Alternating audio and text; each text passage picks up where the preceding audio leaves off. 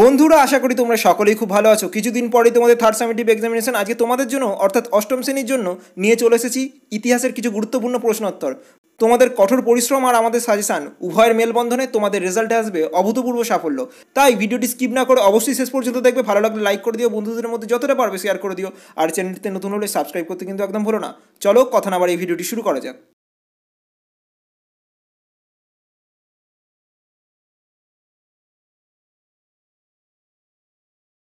প্রথমেই দেখো আসছি নিচের প্রশ্নগুলোর উত্তর দাও যার প্রত্যেকটির মান এক। প্রথম প্রশ্ন দেখো, কংগ্রেস খিলাফত স্বরাজ্য দল কে তৈরি করেন? সঠিক উত্তর চিত্তরঞ্জন দাস। পরের প্রশ্ন, শিবাজি ও গণপতি উৎসব কে শুরু করেন? সঠিক উত্তর বাল গঙ্গাধর তিলক। পরের প্রশ্ন দেখো, সাম্প্রদায়িক বাঁটোয়ারা নীতি কে ঘোষণা করেন? সঠিক উত্তর র্যামসে ম্যাকডোনাল্ড। পরের প্রশ্ন আসে দেখো বন্ধুরা, রাজ্যসভায় কে সভাপতিত্ব করেন? সঠিক উত্তর উপরাষ্ট্রপতি। পরের প্রশ্ন, নওজোয়ান ভারত সভা কে গঠন করেন? সঠিক উত্তর ভগৎ সিং। পরের প্রশ্ন, স্বাধীন ভারতের প্রথম প্রধানমন্ত্রী কে ছিলেন? সঠিক উত্তর জওহরলাল নেহেরু। পরের প্রশ্ন আসছে দেখো, সারে জাহাঁ সে আচ্ছা হিন্দুস্তান হামারা গানটি কে রচনা করেন? সঠিক উত্তর মোহাম্মদ ইকবাল। পরের প্রশ্ন দেখো, মুসলিম লীগ কবে প্রতিষ্ঠিত হয়? সঠিক উত্তর 1906 খ্রিস্টাব্দে 30শে ডিসেম্বর। পরের প্রশ্ন, গণপরিষদের স্থায়ী সভাপতি কে ছিলেন? সঠিক উত্তর ডক্টর রাজেন্দ্র প্রসাদ। পরের প্রশ্ন আসছি, জাতীয় কংগ্রেসের প্রথম সভাপতি কে ছিলেন? সঠিক উত্তর উমেশচন্দ্র বন্দ্যোপাধ্যায়। পরের প্রশ্ন, নীল দর্পণ নাটকটি কে রচনা করেন? সঠিক উত্তর দীনবন্ধু মিত্র। পরের প্রশ্ন দেখো, ভারতের প্রথম ভাইসরয় কে ছিলেন? সঠিক উত্তর লর্ড ক্যানিং। পরের প্রশ্ন আসছি বন্ধুরা, জাতীয় মেলা কে প্রতিষ্ঠা করেন? সঠিক উত্তর নবগোপাল মিত্র। পরের প্রশ্ন, বিনয় বাদল দীনেশ কবে রাইটার্স বিল্ডিং আক্রমণ করেন? 1930 খ্রিস্টাব্দে 8ই ডিসেম্বর। পরের প্রশ্ন দেখো, 1837 খ্রিস্টাব্দে ফরাসির বদলে কোন ভাষাকে স্বীকৃতি দেওয়া হয়? সঠিক উত্তর ইংরেজি। পরের প্রশ্ন আসছে দেখো বন্ধুরা, কে কবে আর্য সমাজ প্রতিষ্ঠা করেন? উত্তর হলো স্বামী দয়ানন্দ সরস্বতী 1875 খ্রিস্টাব্দে। পরের প্রশ্ন, জাতীয় কংগ্রেসের নরমপন্থীরা সিভিল সার্ভিস পরীক্ষার বয়স কত করার প্রস্তাব দেন? সঠিক উত্তর 23 বছর। পরের প্রশ্ন, কবে মর্লে মিন্টো শাসন সংস্কার আইন পাশ হয়? সঠিক উত্তর 1909 খ্রিস্টাব্দে। পরের প্রশ্ন আসছে দেখো, দেশীয় মুদ্রণ আইন কে বাতিল করেন? সঠিক উত্তর লর্ড রিপন। পরের প্রশ্ন, নারী শিক্ষা বিস্তারে পুনা শহরে কে বিদ্যালয় প্রতিষ্ঠা করেন? সঠিক উত্তর জ্যোতিরাও ফুলে। পরের প্রশ্ন, কোন সভা জাতীয় শিক্ষা প্রসারের সঙ্গে যুক্ত ছিল? সঠিক উত্তর বেঙ্গল ন্যাশনাল কলেজ।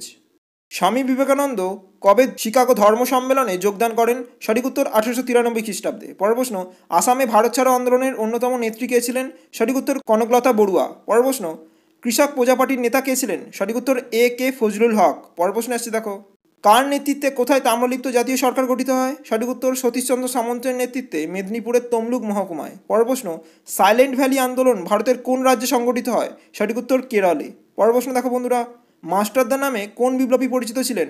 সঠিক উত্তর বিপ্লবী সূর্য সেন। পরের প্রশ্ন আসছে দেখো, কবে কোন জাহাজে প্রথম নৌ বিদ্রোহ হয়েছিল? সঠিক উত্তর 1946 খ্রিস্টাব্দের ফেব্রুয়ারি মাসে তলোয়ার নামক জাহাজে। পরের প্রশ্ন, কে কোথায় সত্যশোধক সমাজ প্রতিষ্ঠা করেন? সঠিক উত্তর জ্যোতিরাও ফুলে মহারাষ্ট্রের পুনা শহরে। পরের প্রশ্ন, বাংলায় ওয়াহাবি আন্দোলনের নেতৃত্ব কে দিয়েছিলেন? সঠিক উত্তর তিতুমির। পরের প্রশ্ন দেখো, ভারতের মুসলিম সমাজের আধুনিকীকরণের অভিযান কে প্রথম শুরু করেছিলেন? সঠিক উত্তর স্যার সৈয়দ আহমেদ খান। পরের প্রশ্ন, ভারতের লোকসভার সদস্য হতে গেলে প্রার্থীকে অন্তত কত বছর বয়স হতে হবে? সঠিক উত্তর 25 বছর। পরের প্রশ্ন, কর্নওয়ালিস কোড কবে চালু হয়? সঠিক উত্তর 1793 খ্রিস্টাব্দে। পরের প্রশ্ন আসছে দেখো, কে কবে চিরস্থায়ী বন্দোবস্ত চালু করেন? সঠিক উত্তর লর্ড কর্নওয়ালিস 1793 খ্রিস্টাব্দে। পরের প্রশ্ন, কোন পত্রিকা সাঁওতাল বিদ্রোহকে সমর্থন করেছিল? সঠিক উত্তর হিন্দু প্যাট্রিয়ট। পরের প্রশ্ন দেখো, কে কবে আলিগড় অ্যাংলো ওরিয়েন্টাল কলেজ প্রতিষ্ঠা করেন? সঠিক উত্তর স্যার সৈয়দ আহমেদ খান 1875 খ্রিস্টাব্দে। পরের প্রশ্ন আসছে বন্ধুরা, কে স্বেচ্ছায় অধীনতামূলক মিত্রতার নীতি মেনে নিয়েছিলেন? সঠিক উত্তর হায়দ্রাবাদের নিজাম। কবে কলকাতায় ফোর্ট উইলিয়াম কলেজ প্রতিষ্ঠিত হয়? সঠিক উত্তর 1800 খ্রিস্টাব্দে। পরের প্রশ্ন, বাংলায় নীল বিদ্রোহ কবে হয়েছিল? সঠিক উত্তর 1859 থেকে 60 খ্রিস্টাব্দের মধ্যে। পরের প্রশ্ন আসছে বন্ধুরা, কবে ক্রিপস মিশন ভারতে আসে? সঠিক উত্তর 1942 খ্রিস্টাব্দে। পরের প্রশ্ন, কে কেন নাইট উপাধি ত্যাগ করেন? উত্তর হলো জালিয়ানওয়ালাবাগের হত্যাকাণ্ডের প্রতিবাদে রবীন্দ্রনাথ ঠাকুর নাইট উপাধি ত্যাগ করেন। পরের প্রশ্ন, ভারতের সংবিধানে নাগরিকদের কয়টি মৌলিক অধিকারের কথা বলা হয়েছে? সঠিক উত্তর 6টি। পরের প্রশ্ন আসছে দেখো, মাদ্রাজ প্রেসিডেন্সিতে কে বিধবা বিবাহ আন্দোলন শুরু করেছিলেন? সঠিক উত্তর বীরেশলিঙ্গম পান্তুলু। পরের প্রশ্ন, 1857 খ্রিস্টাব্দের মহাবিদ্রোহের সময় ভারতের গভর্নর জেনারেল কে ছিলেন? সঠিক উত্তর লর্ড ক্যানিং। পরের প্রশ্ন, স্বাধীন ভারতের সংবিধানের মূল রূপকার কে ছিলেন? সঠিক উত্তর ডক্টর বি.আর. আম্বেদকর। পরের প্রশ্নে আসে দেখো, জাতীয় কংগ্রেসের প্রথম সভা কোথায় হয়? সঠিক উত্তর বোম্বাইতে। পরের প্রশ্ন, ভারতের সুপ্রিম কোর্টের প্রথম প্রধান বিচারপতি কে ছিলেন? সঠিক উত্তর স্যার এলিজা ইম্পে। পরের প্রশ্ন, কে বঙ্গভঙ্গের পরিকল্পনা করেছিলেন? সঠিক উত্তর লর্ড কার্জন। পরের প্রশ্ন আসছে দেখো বন্ধুরা, সাইমন কমিশন কবে গঠিত হয়? সঠিক উত্তর 1927 খ্রিস্টাব্দে। পরের প্রশ্ন, পশ্চিমবঙ্গের প্রথম মুখ্যমন্ত্রী কে ছিলেন?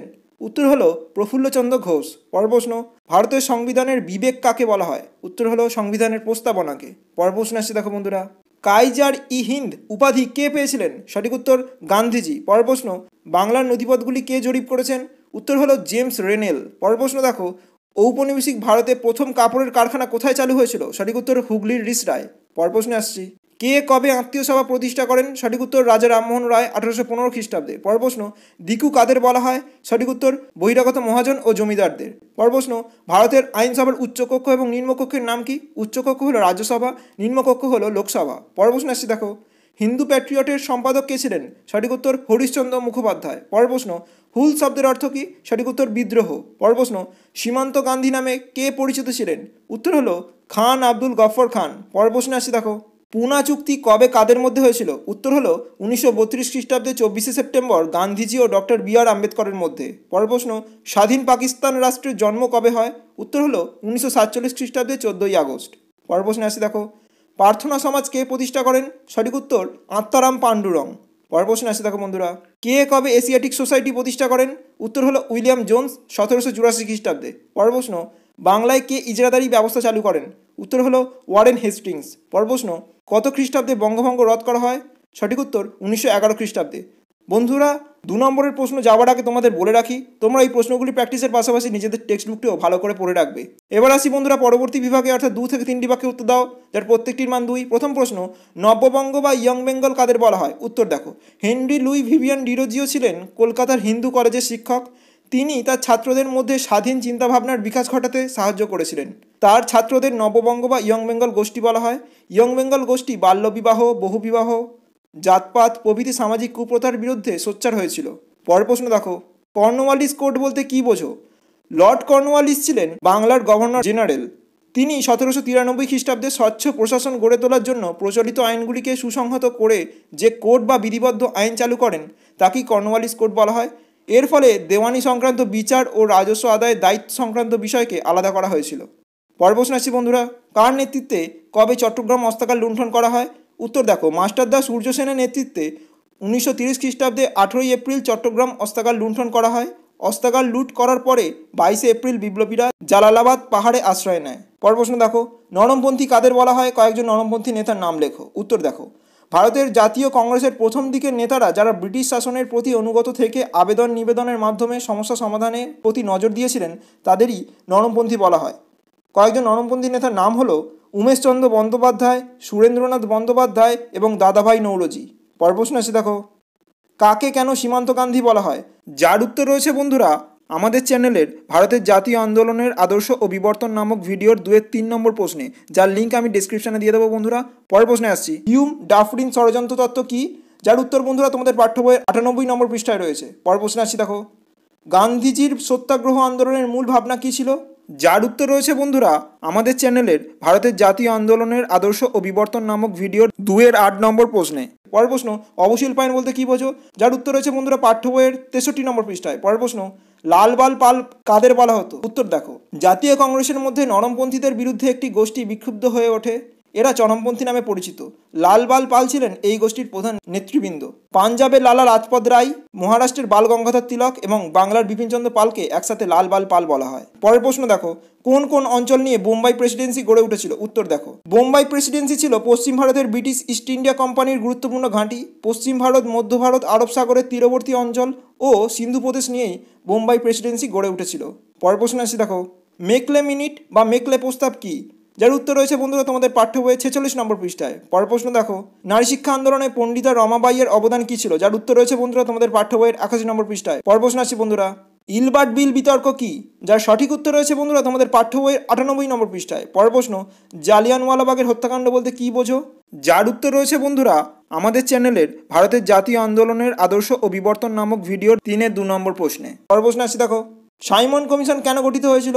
ভারতীয়রা কেন সাইমন কমিশনের বিরোধিতা করে? যার উত্তর রয়েছে বন্ধুরা আমাদের চ্যানেলের ভারতের জাতীয় আন্দোলনের আদর্শ ও বিবর্তন নামক ভিডিওর 2-6 নম্বর প্রশ্নে। পরের প্রশ্ন, পিটের ভারত শাসন আইন কি? যার উত্তর রয়েছে বন্ধুরা তোমাদের পাঠ্য বইয়ের 36 নম্বর পৃষ্ঠায়। পরের প্রশ্ন আসি দেখো, বঙ্গভঙ্গ কবে কার্যকর হয় এবং কবে রদ হয়? বঙ্গভঙ্গ কার্যকর হয় 1905 খ্রিস্টাব্দে 16ই অক্টোবর এবং রদ হয় 1911 খ্রিস্টাব্দে। পরের প্রশ্ন, নীল বিদ্রোহের দুজন নেতার নাম লেখো। উত্তর হলো দিগম্বর বিশ্বাস এবং বিষ্ণুচরণ বিশ্বাস। পরের প্রশ্নে আসি দেখো, পশ্চিমবঙ্গের পঞ্চায়েত ব্যবস্থার কয়টি স্তর ও কী কী? সঠিক উত্তর 3টি স্তর, যথা গ্রাম পঞ্চায়েত, পঞ্চায়েত সমিতি এবং জেলা পরিষদ। পরের প্রশ্ন, 42তম সংবিধান সংশোধনীতে কোন দুটি শব্দ যুক্ত হয়? সঠিক উত্তর সমাজতান্ত্রিক এবং ধর্মনিরপেক্ষ। এবার আসি পরবর্তী ভাগে, 4 থেকে 5টি বাক্যে উত্তর দাও, যার প্রত্যেকটির মান 3। প্রথম প্রশ্ন, সংবিধানের মৌলিক অধিকারগুলি উল্লেখ করো। পরের প্রশ্ন, তুমি কি মনে করো 1857 খ্রিস্টাব্দের বিদ্রোহ কেবল সিপাহী বিদ্রোহ ছিল? তোমার উত্তরের সপক্ষে যুক্তি দাও। পরের প্রশ্ন আসছে দেখো বন্ধুরা, আইন অমান্য আন্দোলনের সংক্ষিপ্ত পরিচয় দাও। পরের প্রশ্ন, টিকা লেখো, ওয়াহাবি আন্দোলন ও বারাসাত বিদ্রোহ। পরের প্রশ্ন, ভগৎ সিং সম্পর্কে একটি অতি সংক্ষিপ্ত টিকা লেখো। পরের প্রশ্ন আসছে দেখো বন্ধুরা, গান্ধীজির নেতৃত্বে 3টি আঞ্চলিক আন্দোলন সম্পর্কে সংক্ষেপে আলোচনা করো। পরের প্রশ্ন, স্যার সৈয়দ আহমেদের সংস্কারগুলির প্রধান উদ্দেশ্য কী ছিল তা তোমরা লিখবে।